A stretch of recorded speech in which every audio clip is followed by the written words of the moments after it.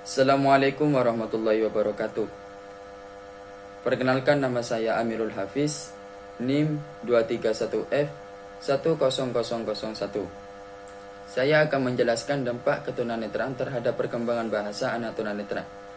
Anak disabilitas netra harus memiliki kemampuan dan semangat untuk meningkatkan kemampuan bahasa yang dimilikinya untuk melakukan dan terlibat dalam proses komunikasi. Hal ini penting agar tunanetra memiliki tempat yang layak, baik di rumah, di sekolah, di masyarakat, atau dimanapun tunanetra itu berada. Bagi orang awas, perkembangan bahasa yang didapatkan dari proses komunikasi tidaklah sulit, karena orang awas dapat memperoleh pembelajarannya melalui melihat secara visual, kecuali tunanetra bicara. Namun bagi tunanetra, proses perkembangan bahasa melalui verbal tidaklah sulit, tetapi sebaliknya, perkembangan bahasa melalui komunikasi nonverbal sangatlah sulit. Menurut LC 1983, mengemukakan bahwa tunanetra buta yang lambat mengamati kejadian visual dan pendengaran mempunyai kehilangan rangsang yang berharga untuk bicara dan banyak kehilangan untuk berkomunikasi. Jadi seorang yang mengalami kebutaan baru lahir dan seorang yang mengalami kebutaan ketika masa dewasa akan berbeda perkembangan komunikasinya. Jika seorang yang mengalami kebutaan ketika dewasa, dia memiliki konsep untuk menceritakan birunya langit atau hijaunya daun dan lain sebagainya. Sedangkan seorang yang mengalami kebutaan sejak lahir, dia belum memiliki konsep. Implikasi akibat kurang perkembangan bahasa dan kemampuan berkomunikasi para tunanetra, maka tugas para orang tua, guru, dan pekerja yang berkecimpung pada masalah ketunanetraan untuk mengembang bahasa anak, untuk memperbaiki artikulasi dengan mengoreksi suara, serta mendorong anak tunanetra berakulasi melalui kegiatan agamis, misalnya mengaji atau kegiatan permainan, bernyanyi atau berpuisi atau bersajak. Dampaknya, anak disabilitas netra mengalami kesulitan dalam meningkatkan perkembangan bahasa melalui komunikasi nonverbal karena tunanetra kekurangan rangsangan secara visual. Solusinya, upaya perlu dilakukan untuk meningkatkan perkembangan bahasa tunanetra. Maka dari itu, orang tua, guru, masyarakat, dan pemerintah harus bekerja sama, memberikan inspirasi, motivasi, dan kesempatan penuh pada tunanetra untuk beraktualisasi diri dan beraksistensi sesuai dengan kapasitas dan kelebihan-kelebihan yang dimiliki tunanetra, terutama dalam perkembangan bahasa, baik secara verbal maupun nonverbal. Menurut Charles pada tahun 1961, tunanetra membutuhkan akses berkomunikasi dan membutuhkan orang lain dengan alasan satu, pada tingkat yang sederhana, bahwa disabilitas netra merupakan manusia yang saling memberikan perangsangan, yaitu memiliki indera, perasaan, dan pikiran. Banyak tunanetra yang buta total melakukan perilaku-perilaku aneh akibat upaya rangsang. Kebutuhan akan rangsang dan stimulus dibutuhkan untuk melakukan aktivitas kehidupan, misalnya memerlukan sapaan, teguran, ajakan, melalui menggandeng, mencium, bau yang harum.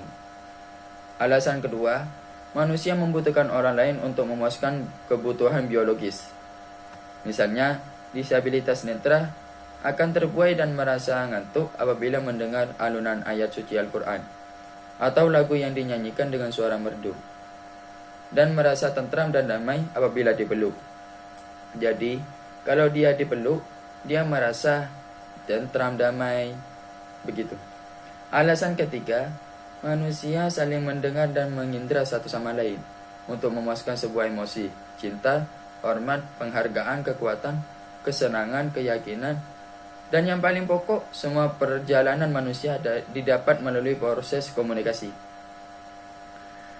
Menurut Geo Herbert pada tahun 1934 menyatakan bahwa sifat dasar manusia adalah segala sesuatu yang bersifat sosial. keadaan tersebut ditunjukkan oleh satu, orang membutuhkan orang lain. Konsekuensinya, manusia menghabiskan lebih dari separuh jaganya untuk berinteraksi sosial dengan orang lain. Semua orang termasuk disabilitas netra menyukai kegiatan-kegiatan komunikasi dengan orang lain. Senda gurau, diskusi, berkumpul dengan saudara, kumpul-kumpul, dan ngobrol dengan orang lain. Yang kedua, kegiatan sosial mengajarkan kepada kita keyakinan, nilai, perilaku yang dapat diterima orang lain dan sekitarnya. Dalam pergaulan, selalu ada sebuah proses untuk meniru dan mencontohkannya.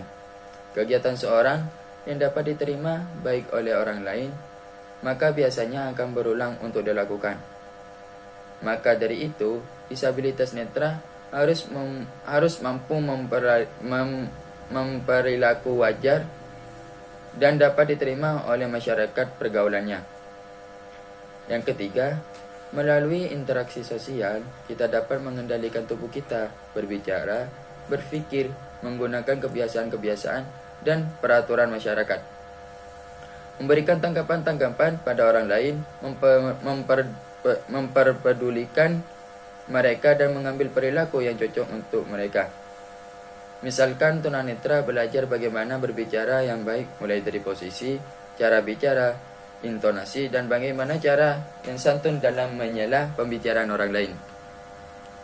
Dua faktor utama dalam proses sosial yang harus dilakukan oleh tunanetra dimanapun ia berada dalam interaksi dan komunikasi.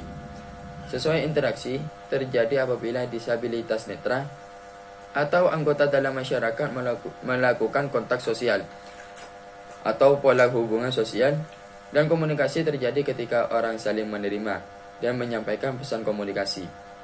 Interaksi dan komunikasi tidak dapat dilepaskan dalam kegiatan sosial kemasyarakatan. Hal ini berimplikasi bahwa harus memiliki kemampuan untuk menggunakan dan melaksanakan seluruh bentuk, sifat, dan model komunikasi. Proses komunikasi disabilitas netra bukan hanya sebagai komunikasi, tetapi juga harus memiliki kemampuan sebagai komunikator. Pengertian komunikasi. Dalam situasi pembelajaran di kelas, seorang dosen sedang menerangkan materi perkuliahan. Beberapa menit setelah perkuliahan berlangsung, semua mahasiswa gaduh dikarenakan mahasiswa dalam satu kelas saling membicarakan sendiri dan tidak nyimak materi yang disampaikan dosen. Untuk mengatasi supaya kelas tenang dan mahasiswa kembali fokus pada penjelasan dosen, maka dosen mengingat pertama. Seperti dosen bilang, harap adik-adik mahasiswa tenang, seperti begitu. Dengan suara yang tidak terlalu keras. Tetapi kenyataan kelas masih gaduh. Cara kedua, dosen bilang, mohon semua adik-adik mahasiswa fokus dengan materi perkuliahan dengan suara agak keras, seperti yang barusan yang saya contohkan. Hasilnya suasana kelas agak tenang, namun ada beberapa mahasiswa yang masih saja ramai. Cara terakhir begini, dosen bilang, diam, begitu. Dosen berteriak dengan lantang disertai memandang seluruh mahasiswa dalam kelas dengan telunjuk tangan kanan tegak di depan bibir.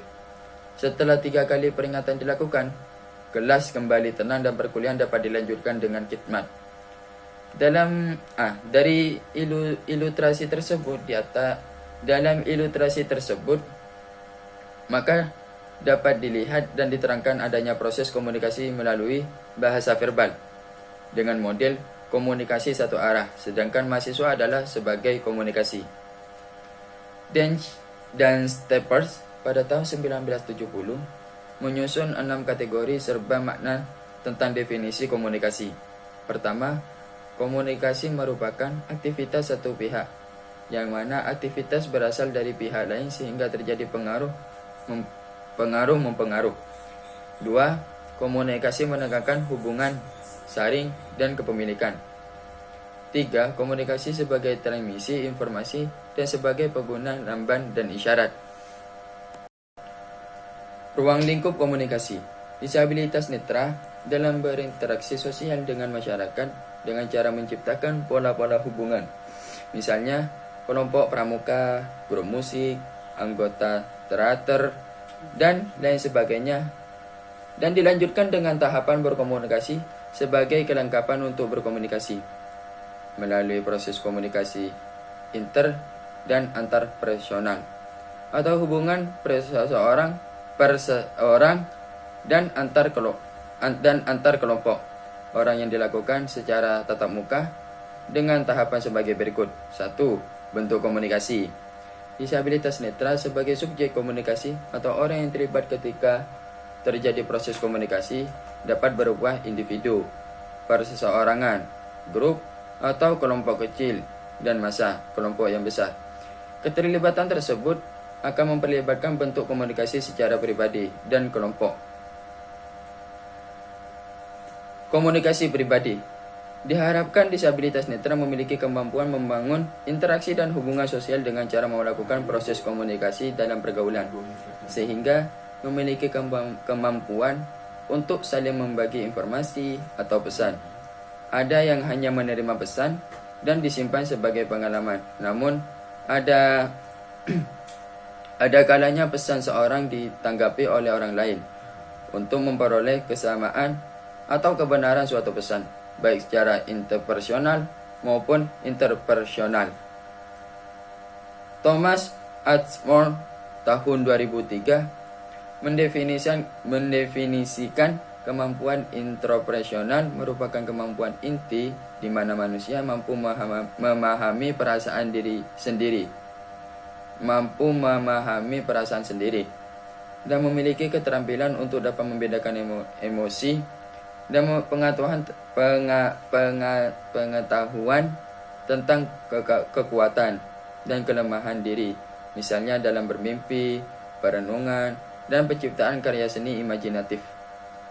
Thomas Ashmore 2003 mendefinisikan kemampuan interpersonal merupakan komponen inti untuk mencerna dan merespons secara tepat suasana hati, temperamen, motivasi, dan keinginan orang lain dengan sistem simbol, penguasa simbol-simbol sosial, misalnya gerak wajah dan gerak isyarat. 2. Komunikasi kelompok. Proses komunikasi terjadi dalam bentuk dialog atau percakapan antara kelompok. Kelompok yang satu menyampaikan pesan pada kelompok yang lain dengan menerima pesan dan menyanggah, dan akhirnya terjadilah diskusi antara kelompok, baik dalam kelompok kecil, perkuliahan, diskusi panel, symposium, seminar kecil, diskusi dalam kelas, dan lain sebagainya, maupun kelompok besar seperti ceramah akbar, muktamar besar, kuliahan umum, dan lain sebagainya. Sifat komunikasi. Disabilitas netra dapat melakukan komunikasi dengan berbagai cara, yaitu berbentuk lisan ataupun ucapan, tulisan braille, gambar, simbol, kode, atau isyarat tubuh, baik secara verbal ataupun non-verbal. Yang secara verbal, disabilitas netra dalam berkomunikasi dapat melakukan dengan lisan, oral, yaitu menggunakan ucapan atau suara, atau dengan cara written, dengan cara menulis sebuah pesan dalam bentuk tulisan abjad awas yang digoreskan dengan pena ataupun huruf timbul, braille. Secara nonverbal, disabilitas netra melakukan komunikasi dengan cara gestural, yaitu menyampaikan pesan dengan gerak isyarat tubuh, atau bisa juga dengan cara pictorial, yaitu membuat gambar atau lukisan untuk menyampaikan pesan, baik secara lukisan biasa, awas bagi tunanetra low vision, atau lukisan timbul yang diproduksi oleh alat thermoform dengan modifikasi yang lain dengan prinsip taktual atau pra. Yang kedua, perubahan pendapat atau pikiran. Informasi yang didapatkan melalui komunikasi ini dapat memperkarya informasi dan mempengaruhi pada perubahan pendapat pada suatu hal. Ketiga, perubahan tingkah laku. Informasi yang diterima melalui komunikasi dapat mempengaruhi seseorang untuk mengambil tindakan, untuk menetapkan perilaku yang harus dilakukan, dan perilaku yang dihasilkan akan menjadi sifat bawaan yang berulang-ulang dan akan membentuk kebiasaan atau habit yang mendarah daging dan sulit diubah menjadi sebuah karakter. Proses komunikasi. Menurut Britt, pada tahun 1983, komunikasi sebagai proses hubungan sosial antara pelaku komunikasi interpersonal atau antar pribadi berlangsung berhadapan atau tatap muka yang berbentuk dialog atau percakapan secara langsung maupun tidak langsung, baik secara primer tanpa alat maupun secara sekunder dengan alat. Kesimpulan. 1. Disabilitas netra mengalami kesulitan dalam meningkatkan perkembangan bahasa melalui komunikasi nonverbal karena disabilitas netra kekurangan rangsangan secara visual. Yang kedua, semua manusia terhadap penyandang disabilitas netra membutuhkan keterampilan berkomunikasi menggunakan bahasa verbal maupun nonverbal sebagai bekal ilmu pengetahuan dalam proses bersosialisasi, sehingga dapat menjalin hubungan dengan orang lain melalui sharing, transmisi informasi melalui pengguna bahasa secara verbal maupun nonverbal.